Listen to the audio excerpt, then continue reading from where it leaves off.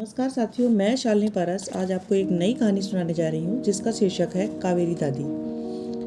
आज सुबह से बड़ी चहल पहल दिख रही थी। सभी अपना काम छोड़कर कावेरी दादी के घर पर एकत्रित हुए थे। अजीब सी कौतूहल थी सबके मन में। मैंने भी जिज्ञासावश अपना रुख सोच किया और चल पड़ी यह जानने की आखिर बात क्या है। कमला आंटी, दिया भाभी, सुनील भैया, चमन सभी कावेरी दादी के दरवाजे के पास खड़े होकर उन्हें जोर जोर से पुकार रहे थे। दादी अंदर से जोर से चिल्ला रही थी पर दरवाजा नहीं खोल रही थी। किसी अनहोनी की आशंका से सभी सहमे थे। या तो दादी फिसल कर गिर गई थी या फिर वो अपना मानसिक संतुलन खो बैठी थी। दोनों ही स्थिति में उन्हें सहायता की आवश्यकता थी, पर सहायता कैसे की जाए। उनका एकमात्र नौकर जयसिंह, जो पूरे दिन उनके साथ रहकर उनकी सेवा करता, उनका भोजन बनाता, साफ सफाई करता और जरूरी सामान बाजार से लाकर देता था, ये सब काम करके वो रात में अपने घर चला जाता था। सुबह आज जब वो आया तो दादी घर के भीतर से जोर जोर से चिल्ला रही थी पर दरवाजा नहीं खोल रही थी। घबराहट में उसने जोर जोर से कई आवाजें दी तो सभी लोग आकर इकट्ठा हो गए। कावेरी दादी वैसे तो बड़ी लंबी चौड़ी शख्सियत रही अपनी युवा अवस्था में। वो एक अफसर के पद पर कार्यरत थी और उन्होंने बड़ी निष्ठा और कर्मठता से कार्य किया, विशेषता उस क्षेत्र में जिसमें अधिकतर पुरुष वर्ग का वर्चस्व रहता है, और पूरी जिंदगी बड़ी शान से बिताई। पर अपनी व्यस्तता के कारण और अन्य कारणों से वो विवाह नहीं कर पाई। विवाहित न होने के कारण अपना सारा धन उन्होंने रिश्तेदारों पर खर्च कर दिया और यह सोचा कि अब यही लोग मेरे लिए सब कुछ हैं। पर अब उम्र के इस आखिरी पड़ाव में वे अकेले रह गई। कावेरी दादी और जयसिंह बचपन से ही उनके पास रहकर उनकी सेवा कर रहा था और उनके परिवार जैसा हो गया था। जयसिंह के परिवार का भरण पोषण की जिम्मेदारी कावेरी दादी ने ही ले रखी थी। इस तरह वे दोनों एक दूसरे पर निर्भर थे। काफी देर तक जब कावेरी दादी का द्वार नहीं खुला तो सबने एक मत होकर द्वार तोड़ने की योजना बनाई। लाव हथौड़ी छेनी। अचानक चमन के दिमाग में एक उपाय सूझा। उसने पतले मुड़ने वाले तार के एक सिरे को गोल छल्ले के रूप में बनाया और पतली जाली के किनारे से दूसरा सिरा पकड़कर धीरे धीरे अंदर की ओर डाला और भीतर गेट की कुंडी में तार को फैलाया और धीरे से ऊपर खींचने की कोशिश करने लगा। जब तक दादी का दिमाग शांत होता और बाकी लोग उनकी बातों को सुनते हुए बड़ी बेसब्री से उनका इंतजार करते, तब तक चमन ने अथक प्रयासों के द्वारा उस तार को घुमाना शुरू किया। वह कभी बाईं तरफ घुमाता और कभी दाईं तरफ। किसी तरह गेट की कुंडी में तार को फंसाना चाहता था।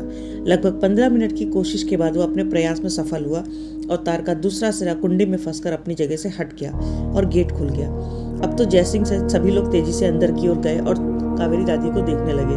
कावेरी दादी बाथरूम के दरवाजे के पास अधलेटी सी पड़ी ऊँघ रही थी। सिर के पास से खून निकल रहा था जो बहकर उनके कपड़ों को लाल कर चुका था। उनकी यह हालत देखकर सबने उन्हें वहां से उठाया और बिस्तर पर लिटाया और डॉक्टर को फोन किया।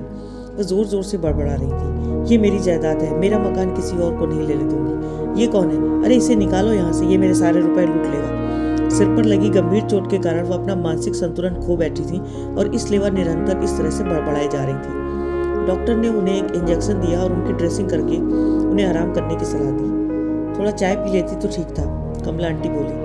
नहीं, दादी को आराम करने की ज्यादा जरूरत है, उन्हें आराम करने देते हैं। जयसिंह को उस दिन रात भर दादी के पास रहने की हिदायत दी गई और इस तरह से सब लोग वापस अपने घर लौट गए। सुबह जब फिर सुनील भैया ऑफिस के लिए जाने लगे तो कावेरी दादी ने उनको आवाज लगाई, कहाँ जा रहे हो सुनील? दादी ऑफिस जा रहा हूँ मैं, आप ठीक है ना? दादी ने आश्चर्य से पूछा, मुझे क्या हुआ? मैं तो एकदम ठीक हूँ। उन्हें शायद पिछली घटना याद नहीं थी। सुनील भैया ने भी मुस्कुराकर उन्हें प्रणाम किया और ऑफिस के लिए चले गए। कमला आंटी और दिया भाभी चाय नाश्ता लेकर कावेरी दादी के घर पहुंची और उनका हाल चाल लिया। दादी को सबको देखकर बड़ा आश्चर्य हो रहा था कि सारे लोग मुझे क्यों देख रहे हैं। एक तो बुढ़ापे का शरीर, ऊपर से सिर की चोट। उन्हें कुछ भी याद नहीं था, पर मन में एक शंका थी कि कहीं ये सब मेरी जायदाद, मेरा मकान न ले लें, मुझे कुछ खिलाकर लूट न ले। तो यह क्या जो वो बड़बड़ा रही थी हकीकत थी या वह परख रही थी कि कोई उनकी देखभाल करेगा या नहीं। नाश्ता करने के बाद वे आराम करने लगे। कमला आंटी और दिया भाभी भी अपने घर लौट आई। कावेरी दादी अकेले ही रहती थी, सो अपना अकेलापन दूर करने के लिए वो मोहल्ले के बच्चों को इकट्ठा करके उन्हें कहानी सुनाती, अच्छी अच्छी बातें सिखाती। इससे सभी बच्चे उनके पास आकर बैठते थे, पास में खेलते थे। धीरे धीरे से कई वर्ष बीत गए। अब कावेरी दादी और ज्यादा बूढ़ी हो गई थी, सो उनको आंखों से दिखना भी बंद हो गया था, कानों से सुनाई भी ऊंचा देता था। दिन भर बैठे बैठे घर में आते जाते लोगों से बातें करती, कभी बड़बड़ाती, कभी हंसती थी। सभी लोग उनके इस अकेलेपन और इस व्यवहार से परिचित थे। अपनी युवा अवस्था में वे काफी तेज तर्रार थी।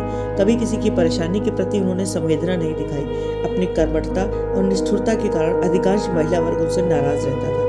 अपने इसी अड़ियल नजरिए की वजह से उन्होंने विवाह भी नहीं किया और सारा जीवन अपने कार्य को ही समर्पित कर दिया।